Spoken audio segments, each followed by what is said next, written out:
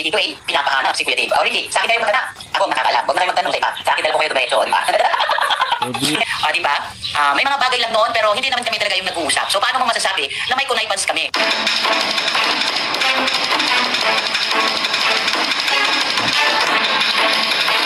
Wala namang ka-Tekram. Ano sinasabi ni Tita din? Dito po yung usapin eh. Tsaka dito po kasi alam po nilang taga dito po. Kami. Wala. Oo. Kung sa kanta ba man, itatawag po yun dito. Tawag dito yun. Siyempre kung may problema. Oo. Wala nag-aaral lang. Magawa lang lang. Para malaman ng lahat, hindi sumipot sila Ramil sa barangay. Nandun sila ni Dave kasama ang DSWD at mga pulis. Bakit? Natakot sila?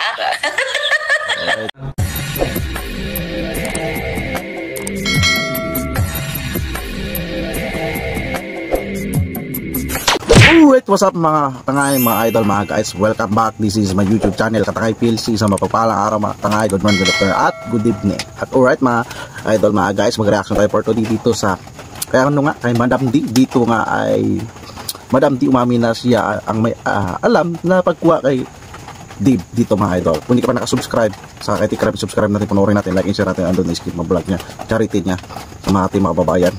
At dito nga, at hindi ka pa nakasubscribe sa mga YouTube channel ko, mag-subscribe ka na para update ka sa mga upload reaction ko. At hindi ka pa nakapalo sa FB page ko, Katangay PLC 2.0, follow ka na para update ka sa mga upload reaction ko. So alright, balik tayo dito nga mga idol, mga guys, dito kasi Madam D na nabuking din siya sa kanyang mga upload lives patungkol sa kung sino nga kumuha kay Kuya Dave. Dito may video nga mga idol, at samahan nyo ko at reactionan nga natin sa buka nga na mismo. Siya mismo ang isang mastermind din dito mga idol. Samahan nyo ko at gawa natin ng reaction. Tara mga idol.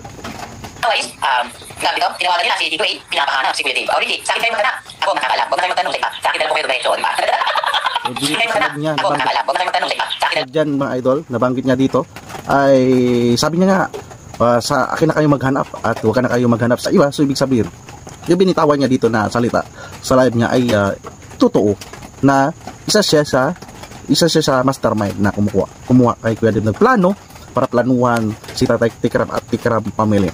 So hindi nagkamali sa bibig niya mismo mga idol. So ibig sabihin, isa tong ebidensya mga idol na nagpapatunay si Madam D, diba? Ang isang salarin din.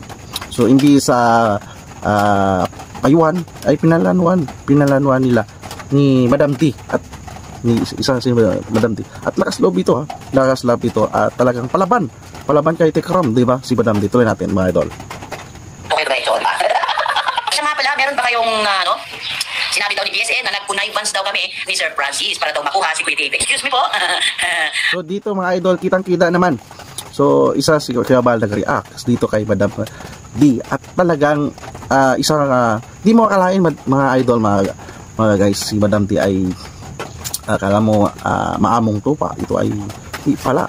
At dito kitang-kita yung ebidensya, diba? Kita-kita yung ebidensya na kung kausap sila ni Kuya Dave at ni ninong ni Kuya Dave, diba mga idol?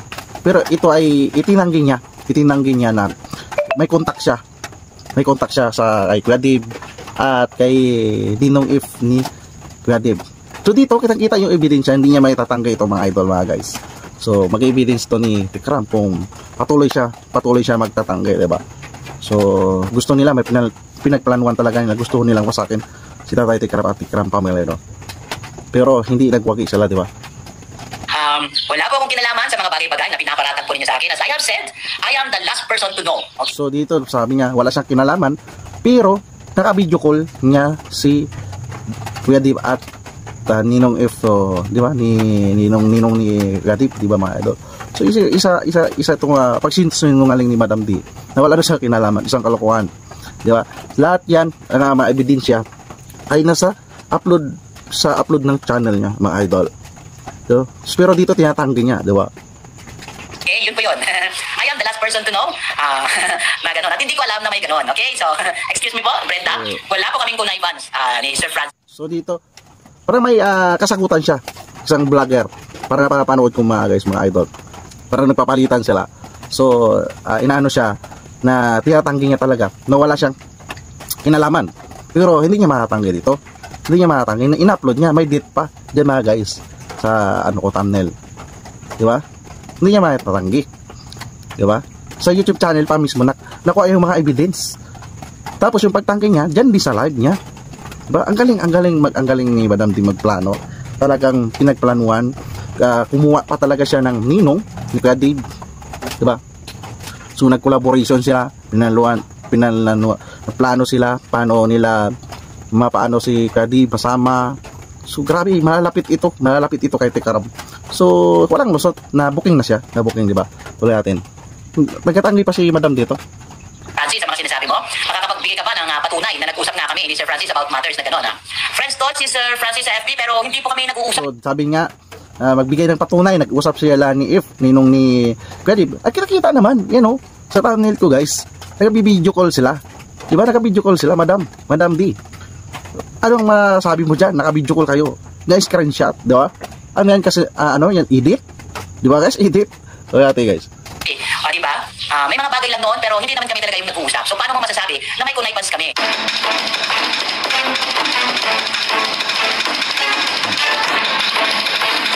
Yan guys, video call yan, Madam D. Video call. Yan. Paano maitatanggi yan? 'Di ba? Madam D, 'di ba guys, mga idol, na wala siyang alam, 'di ba? So ibig sabihin, unti-unti lumalabas mga evidence sa kanya rin sa channel niya. 'Di ba? 'Di ba? So unti-unti rin. In-upload niya yan, mga guys, may edit yan sa YouTube channel niya. Madam D, di mo matatanggi.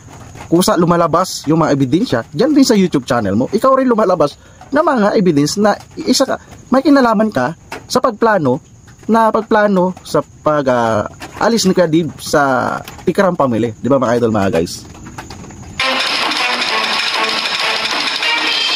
Ako makakalam, huwag na kayo magtanong sa iba. Sa akin dahil po kayo dumiretso, di ba? Gusto kayo magdala. Sabi mo nga, Madam D, huwag na kayo magtanong sa iba. At sa iyo na lang magtanong. So evidence, di ba? Mga idol, nagjo-joke ka sa live mo, pero nadudulas ka na. Na isa ikaw na may kinalaman. Isa ka plano na umalis si Kuya Dave sa Tikaram family. Di ba mga idol? Di ba? Isa ka sa mga traidor na winelcome, di ba? Imbis magbigay ng advice na lang kay Kuya Dave, ay may sarili kang agenda o plano para makilala. Di ba? Makikilala. So dito ngayon, kilala ka na sa isang nagplano na ikaw, history na yan mga idol, mga guys, na isa sa nagplano. So palaban mga guys. Kailangan po ating video, we hide him. We hide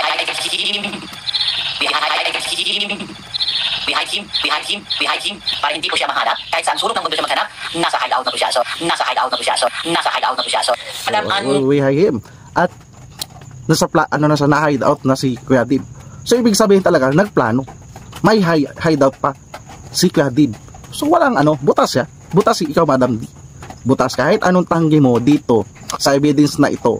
Sa dila mo na mismo naglabas na isa ka sa nagplano na umalis si Kuya Dave sa Tikaram family, hindi mo na yan matatanggi. Hindi mo na, kahit baliktad din pa yung video na yan, ay ikaw yan nagsalita, di ba? Kahit itanggi mo yan, ay kita sa video, di ba? Mga idol, mga guys, pinapakita mo lang yan, isa kang napakasinungaling na vlogger, di ba? Mga idol, mga guys.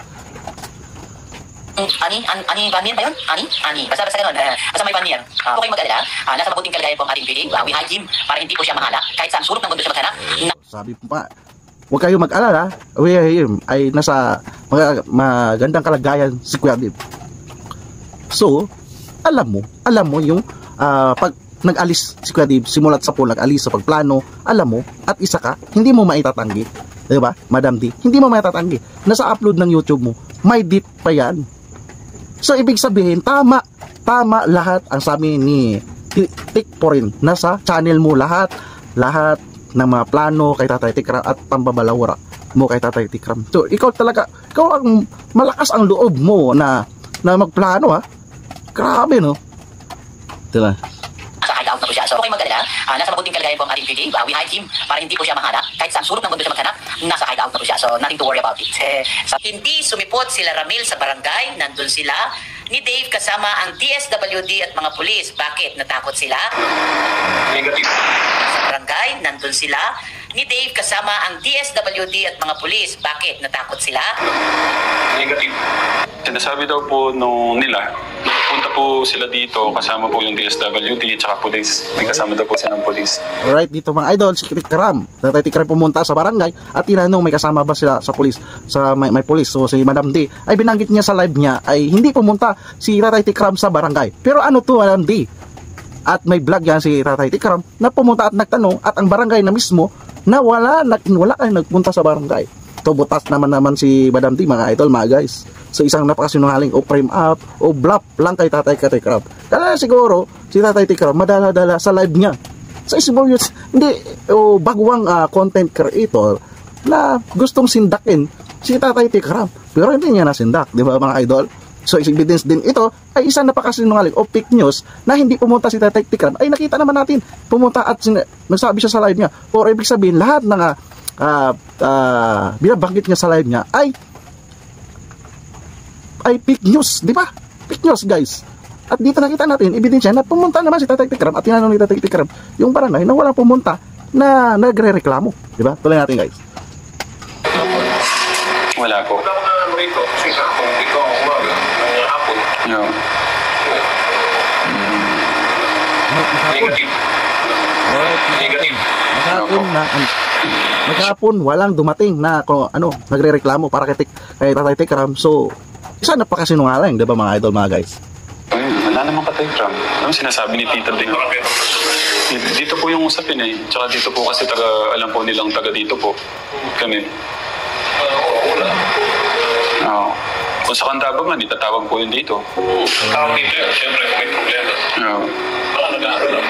Magawa lang ng Oo. mga sinabi lang. Ba't sabihin ko, So dito mga idol mga guys, wala. At inuulit-ulit pa ng opisyal ng barangay, walang nagre-reklamo doon. So patunay lang na fake news, di ba mga idol? Fake news yung si Madam D. Tuloy natin. para malaman ng lahat, hindi sumipot sila Ramil sa barangay, nandun sila. Ni Dave kasama ang DSWD at mga pulis. Bakit? Natakot sila? Alright, sa live niya, banggit niya ng mga idol. So nandun, nakita naman natin ang ebidensya. Nandun naman si Tatay Tikram, pumunta, nakausap yung barangay. So sabi nga dito sa live ni Madam D, kasama daw DSWD, si Kuya David, pati so tinanawanan niya pa si Tatay Tikram. So ibig sabihin walang respeto talaga. Diba mga idol, mga guys? Diba? So napakasinungaling ni Madam D. Sinungaling ka, may vlogs dyan, may evidence dyan. Ang kasi ng wonderful camping, di ba Ramil, huli na ang pagsisisi. Akala mo, di aalis si Dave sa'yo. Unti-unti nang mawawala kung ano, sabi niya, sa'yo. Kung ano meron sa'yo, pati channel mo papagsak soon. Ano pang hinihintay nyo? Alis na. Kampanya na naman. Ma'am, training order na bawal siya or sino man sa kanila na lumapit sa gaya. Yeah, kinakit na. So siya, ikaw Madam D talaga may plano, papagsakin si Tatay Tikram. Kaso, hindi na success dahil maaga pa lang, si Kuya Dib lang kinuha mo. Si Kuya Dib lang. Pero, yung si Tatay Tikram, at least maaga na recover. At natuklasan yung mga plano nyo. Diba mga guys, natuklasan natin mga plano nyo. Diba? Kala nyo, hindi mabubunyag yung mga plano nyo. Nakuha nyo nga si Kuya Dib, pero hindi niya napapagsak si Tatay Tikram. Hindi kayo nakakamali. Sabi kasi ang wonderful camping. Wala kang hawak kahit anong katibayan kay Dave. Kung ano relasyon niya. Ang mga pulis naman, they know what to do. Ma'am, hindi sila gagawa ng aksyon na ikapapahamak ng mga pulis. Huwag mag-alala. Dave, so huwag ka nang So dito nga, may binabasa siguro siya mga idol, mga guys. So wala daw karapatan si Tatay Tikram kay Kuya Dib. Yun, may pinag-usapan naman yan, di ba? May kasulatan. Kaya nga sabi ni Tatay Tikram, kaya nag-alala siya kay Kuya Dib na kung ano mangyari ay may pananagutan siya. So may pananagutan pa rin si Tatay Tikram kasi si Tatay Tikram yung naka-guardian kay Kuya Dib. So dito napakasinungaling talaga ni Madam D. So nangaling ka talaga. Tuloy natin. Sabi mo kasi sa'yo, di ba? Huwag ka nang mag-alala. Stay where you are. Dali lang, relax ka lang. Di ba? Pas-pas ka lang dyan. Dali lang muna, hindi ka naman masusunod. Hindi naman nila alam yan. Nag-iisip lang siya ng mga pangalan ng mga tao. Kaya hindi lang nakahanap. Sabi ng kasi sa wonderful camping. Ayun, dati pa talaga sa kausap eh. Sabi niya, sige Ramil, gawin mo, pilitin mo kuhanin si Dave. Mag-double case ka. Kidnapping and pausi. Sabi niya, huwag pilitin na kuhanin ang hindi sa'yo. Maiyak ka sa balat mo. Anong karapatan mo? Ay pa na, di ba? At hindi ka word karapatan, di ba? So dito kasi, makikita natin talaga na Ibig sabihin, galing na pagalit. So ibig sabihin na pinag-aralan niya talaga na alam niya nga mahina si Tatay Tikram. Alam niya hindi papatulan siya ni Tatay Tikram.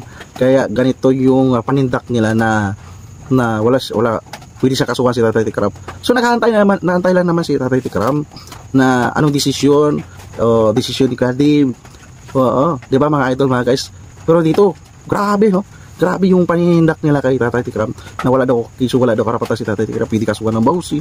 Di ba mga idol? Bakit di nila gawin kasuhan niya Tatay Tikram para kung sino talaga ang mapapaya, di ba mga idol? Di ba mga guys? Kung madam, kasuhan niyo si Tatay Tikram kung may pagkakamali si Tatay Tikram, di ba? Para nandiyan naman si Tatay Tikram, harapin naman kayo niyan eh.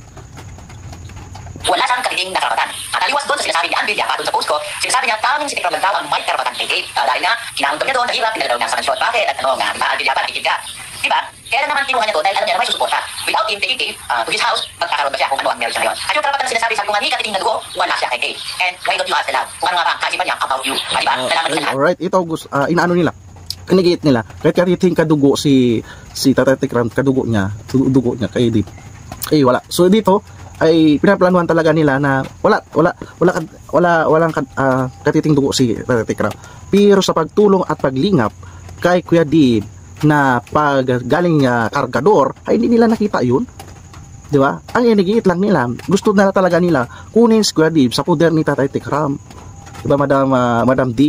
Yun ang gusto nyo kunin si Kuya Dib talaga kay Tatay Tikram. Wala, isip nyo, walang karapatan si Tatay Tikram. Paano yung tinulong ni Tatay Tikram? Yung obligasyon bilang ama imbis magulang ni Kuya Dib ang puno dyan, ay si Tatay Tikram ang puno, di ba mga guys, mga idol? Lahat. So, ano ba kayo sabihin? Ano ba kayo tatago mo? Ano ba ginarason mo sa mga tao na nagtapag na mag-live ka upang sabihin mo ano nga ba ang nangyayari sa kanila? Diba? So, why not? Mag-live ka, ikaw mismo magsalita. Don't ask your brothers to help you speak. You should be the one to speak. You are the owner of the time. And you should be the one speaking. Diba? Yan ang mga tao mo, diba? Ang tao mo, puntahan mo si Apple, tapos, pipilitin mo malamin kung nasan siya. Wow, grabe, super duper. Bakit? Porque ba, mahirap lang yung tao, kaya kayanin mo na sa mga salita mo? Let's see kung kaya mo. Alam niya na si Tatay Tikram, kapag wala dyan si Kadib sa puder ni Tatay Tikram, pupunta si Tatay Tikram kay Nanay Apo sa nanay ni Kuya Dib. Alam niya yung kainaan ni Tatay Tikram, di ba mga idol, mga guys? Buti nga nandiyan may kapatid si Tatay Tikram kay Tikporin na isa sa